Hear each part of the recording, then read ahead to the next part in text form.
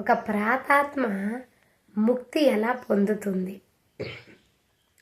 ప్రేతాత్మ అంటే బలవంతంగా కోరికలు తీరక కష్టాలు పడలేక చనిపోతారు.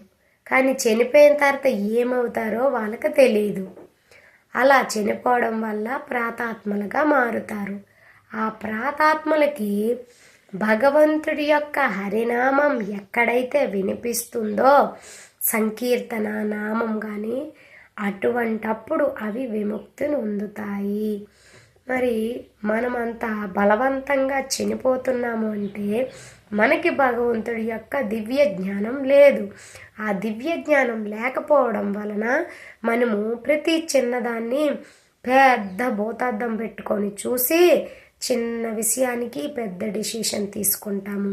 కానీ మనము కుంతిలాగా కష్టాలు పడలేదు, సీతాదేవిలాగా అరణ్యవాసం చేయలేదు, మరి ప్రహ్లాదుడిలాగా మనము కష్టాలు అనుభవించలేదు, మరి ద్రౌపదిలాగా నిండు సభలో అవమానం జరగలేదు.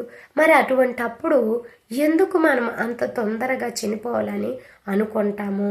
అంటే మన దగ్గర ధైర్యం లేదు. బ్రతకాలనే ధైర్యం లేకపోవడం వల్ల అటువంటి ఆలోచనలు వస్తాయి.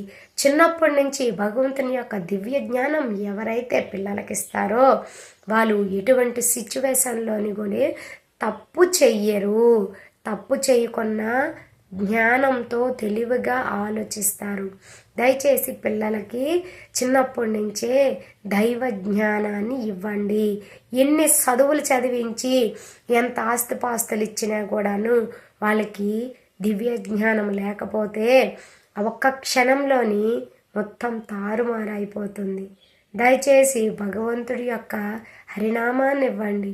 మనకు సినిమాలు సీరియళ్ళు చూడడానికి, ఫంక్షన్లకు వెళ్ళడానికి, ముచ్చట్లు పెట్టి టైంపాస్ అని సమయాన్ని వృధా చేస్తూ ఉంటాము.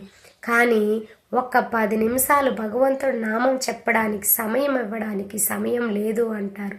మరి రోజంతా ఈ శరీరానికి సమయం ఇస్తున్నామే, ఆత్మకార్యమోకే ఎందుకు సమయం ఇవ్వడం లేదు అంటే మనం అనుకోవడం లేదు.